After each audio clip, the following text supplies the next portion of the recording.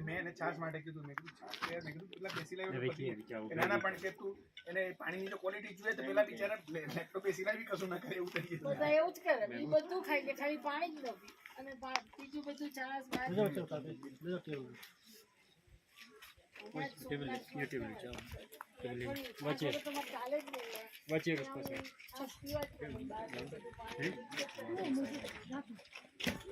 हमको मालूम होता है कि यहाँ ये मिलने वाला है, हम वहाँ खाते ही नहीं, सीधे यहीं आ जाते थे।